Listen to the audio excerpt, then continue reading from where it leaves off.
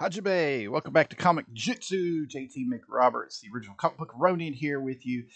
And as a longtime Roadhouse fan, the original starring Patrick Swayze, I'm talking about the 1989 film directed by Roddy Harrington, starring Patrick Swayze, Sam Elliott, Ben Gazzara. Is one of my all-time favorite films. It is a true time capsule of the 1980s. Everything great about it, everything bad about it is simply glorious. The fight choreography is by the legendary Benny the Jet Urquidez. It still stands up to today, though it doesn't have all the fast cut edits that you might see in a Bourne film. It has authentic, fantastic fight choreography, hard-hitting, slobber-knocking. Plus, it has one of the all-time great character actor performances by the legendary Terry Funk. I mean, who better to play the heavy than Terry Funk? Now, he plays, the couple steps down the tough guy to the bad guy, but he helps carry his parts of the film. It's absolutely fantastic. When I first heard about the Roadhouse remake, it's being called a remake. I don't know if it's an actual remake, or if it's like kind of a loose continuation. In my mind, I have to consider it a loose continuation in order for me to even watch it. I mean, because the original is untouchable.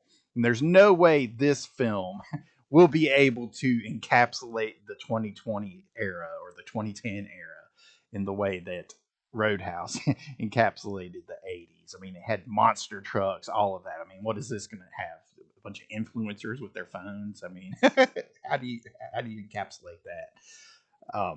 But anyway, so I thought I would give you a little trailer breakdown. I've already watched it. I got to the end of the trailer and I thought, okay, I can deal with this. I can mess with this. I'm okay with it at this point. So I'm going to walk you through the trailer. Let's take a look at it. I'm not going to record the trailer audio because it'll just get the channel flagged for it for using copyrighted material. But I'm going to walk you through this as best that I can. So let's switch over where you can see what I see. Ooh, I see Comic-Jutsu. Let's bring up the trailer, though. I remember when they filmed Before we start, do you have insurance? After one of the UFCs. What? Your coverage good? Like, you have dental? Oh, haha. Is there a hospital nearby? Turn that down in case you hear it there. I didn't set my audio up right. Okay, so right there, he slaps the guy. He said, "Ooh, I slapped you. Are you okay?" In the book, The Secret Fighting Arts of the World, there's a chapter on a slap master. All he ever did was slap people. He never used a closed fist. In the original Pancrase rules and shoot fighting rules in the mid to late 1990s, they could not use closed fists or elbow strikes and had to use only open palm strikes. And if you slap somebody right, and there's like nerves here, and just like with a punch, if you're hooking somebody, you can catch them in the temple, catch them on the cheek, catch them on the chin, any of those things that still sends the shock to the brain.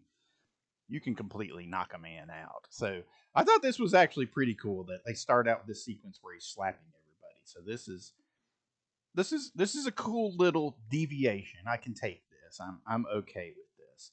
Now, mind you, it's probably a tie into that craptastic idea of the slap league from Dana White. The whole UFC has gone to hell in a handbasket ever since it was bought out by Endeavor. But that's beside the point. Let's continue.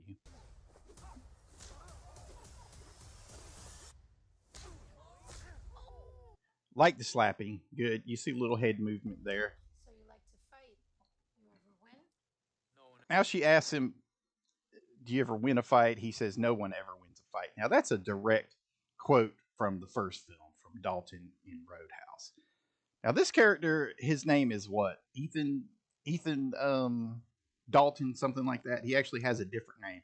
So in my head, maybe this guy is his son, his cousin, something to that effect. Like, please don't try to be a film for film remake. You cannot do it. But I do love the fighting philosophy of the original Roadhouse. That's something that was really fantastic. I'm not sure who was responsible for imbuing the film with all that. Perhaps all credit goes to Roddy Harrington. Maybe Patrick Swayze and Benny Urquidez had some influence on that. I'm not certain, but no one ever wins a fight, he says. Never wins a fight. So there you go, MGM logo. They filmed this sequence. It was like between the prelims and the main event, they brought Jake Gyllenhaal out and they filmed an entire, fight sequence in the cage. So this is a real UFC crowd. I forget which event that this was at, but pretty cool. He went through the whole process. He came out and weighed in. They filmed all of this stuff. This was actually done for one of the last Rocky films many, many years ago. Rocky Balboa, I believe, where he fights Antonio Tarver in the film. I forget his name in the actual film itself. Former light heavyweight champion Antonio Tarver. But they filmed that during the Bernard Hopkins and Jermaine Taylor championship rematch. So they came out and filmed an entire fight using that boxing crowd. So same technique here, except they're doing it with the UFC. Now this is the thing that you'll notice with the UFC, having been bought out by talent agents. They are intermingling entertainment with their fight brand. So you're going to see. So UFC is the Pizza Hut of this film. You're going to see as many references to it as possible. I hope to God nobody mentions the slaptastic, craptastic league in that opening sequence. Like, you should be in the slap league. Because that junk needs to go away. It's not about fighting. It's not about discipline. It's not about skill. It's just, rednecks and thugs hitting each other with no nuance whatsoever, no defense, and it's ridiculous. And people are just going to end up with massive amounts of CTE and brain damage.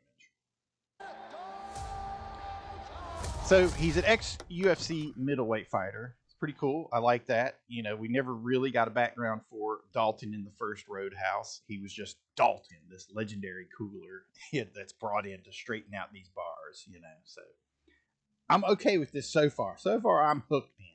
This ain't the Holiday Inn, pal. I'm moving. Sleeping in his car. Here he is doing underground fights like Charles Bronson in Hard Times or Wolverine in the original X-Men. Talk to you. I own a roadhouse out in the Florida Keys. New bar owner comes to talk to him. Now a lot of this is like, these are almost, what they're showing us is looks like shot for shot. Okay, Dalton goes to the roadhouse. They see people being thrown out. In the original, that's when Terry Funk tells him, "You better mind yourself," or whatever. Here you've got the band performing behind chicken wire. We had that iconic performance by the Jeff Healey band in the original Roadhouse. So curious to see what group this is. Attracting the wrong clientele. I can pay you good money. That was a little strange. That was a nice. That was a little bit of a too pretty tumble, where he threw that guy over his head. I can pay He you hits the good bar. money. Like nobody tumbles like that unless they're an Well, I like my acrobat. car. You would Think land about awkwardly and almost break your freaking neck. I know who you are. Elwood Dalton. So I like that it's a different setting. They moved it out to the Florida Keys. It's not a Missouri Roadhouse this time. Here you see they use the UFC crowd to do to do Gyllenhaal's weigh-in scenes. Pretty cool stuff. A little bit of movie magic there for you. Sure. You just take a big step back and pop me in the face. I like this. Okay, he's giving him some basic fighting advice. Take a step back, pop him in the face. That's all you got to do. I mean, that's like boxing 101. To draw your opponent in when they strike, you move just enough out of range to be able to move in with your own. Are you with me so far? Am I talking too much nonsense for you? Let's continue. You can do it. There you go. Basic boxing. Steps back, avoids the swing. Right punch, right down the pipe. That's all nice, like he's Mr. Rogers or something. And you got the rich scumbags. Ben Gazzara was a good scumbag for the original. Okay, there he uses Aikido or Hapkido or even Kali. This is a bent wrist lock that you're seeing here, bending the hand outwards. His and actually Gyllenhaal's grab on the wrist is very poor. He's got the one outside hand right, but the inside hand is not right. He's too far over. He should have a better control on the actual wrist right there. And again, I'm giving you too much information, but hey, that's what Comic-Jutsu is all about, man. Like that, Dalton actually did that in the original film where the guy has the knife out, and that's when he comes over and he hits him with the kotegashi, as it's called in Aikido, or bent wrist lock. I like this. Instead of living in a barn, he's out on a boat. They're hitting all the right beats for me. Maybe it's a shot-for-shot recreation.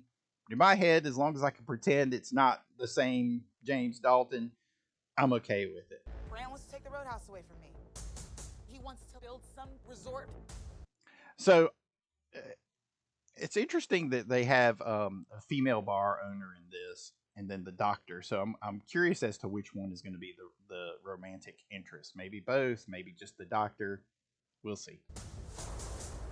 These must be the Ben Gazzara characters that we see on the boats there. That looks like the doctor. That's the doctor. Yeah. Okay, so instead of Terry Funk, now we get alleged R word Conor McGregor. I used to be a McGregor fan until he became a multimillionaire and allegedly R'd several people. So I'm like, dude, you're a multimillionaire. You can have any woman you want.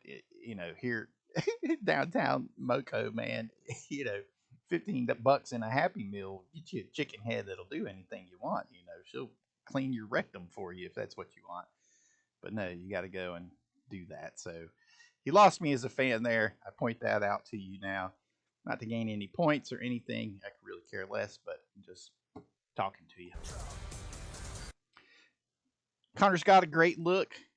This is steroid Conor, by the way, a guy who started at featherweight in the UFC, moved his way up to lightweight, welterweight, and is now fighting at a middleweight. He had to go on a pretty heavy steroid regimen when his leg snapped, which is what makes me think that he might have been on steroids at some point earlier in his career, in that his limbs don't have the sturdiness that they should have had to match his muscle mass. And yeah, but broken leg like that where his shin snapped, that's a career ender. He hasn't come back from it yet. So the filming of this movie was actually good timing for him, because it gave him time away from fighting, gave the UFC enough time to completely dismantle their anti-doping program and just let Conor come back after he steroided himself for 2 years. Pretty interesting. Fellas, looks like you're having a smash. Conor's got a good look. He's got good charisma. So I like him as, the pale-haired heavy in this. This kind of reference to the henchman from James Bond, how they always have like the strange albino guy that's like killing everybody, but he's like the henchman to, the big boss who does all the planning and whatnot. I got a tip for you. Don't let no one get this close. That I actually really like. Okay, that's not from the original film. Don't let anybody get this close. And yeah, Dalton should know that. I mean, he's a professional fighter. You're gonna let somebody walk up that close and get in your face? Like, yeah. But that makes for a good little sequence, though. But it makes this Dalton look like a bit of a putz, because you let him just walk right up and headbutt him. Somebody can't headbutt you if you keep your range from it. So the fights between the two should look interesting. I don't know who's choreographing it. If I can get words out properly. But with Conor, of course, you got a guy who's got great form, great look, good combination. As long as he can slow everything down with the camera, it should look good. Gyllenhaal's one of those guys who puts himself into every role that he takes, so I'm sure he works really hard to get the choreography right. I mean, he looks like he's in great, tremendous physical shape. That explosion of that boat looked a little bit plastic, didn't it? It wasn't a very good explosion. Aggressive around here. That was a corkscrew leg whip there. That was a wrestling move that he used rather than an actual jiu-jitsu or MMA move. So it'll be interesting to see how they integrate all that. No, I just broke his arm. I love that sequence where guys are like, wait, is that your friend? No, I broke his arm. So, hey, we get to this point. I don't know. I got to say, I'm kind of down with it. I was not looking forward to this at all. You know, originally it was going to be a remake starring Ronda Rousey, but then thankfully she got knocked out, lost her title, and became some sort of recluse, and that they withdrew the Roadhouse offer from her. I don't know if that means if it was going to be like a female centric bouncer movie or what, but I'm okay with this. Gyllenhaal's a good actor. He's got a good heavy. They've got a great classic film to follow up on. So there you have it. There are my basic thoughts on the upcoming Roadhouse remake. All right, so if you enjoyed this, like, subscribe, share the video with your friends, all that good stuff. And if you're still watching here all the way to the end, I definitely thank you. Give me a little feedback down below, and we'll keep making videos for you here as I'm continuing my pilgrimage to the promised land, working on my graphic novel. So, see you soon. Mate!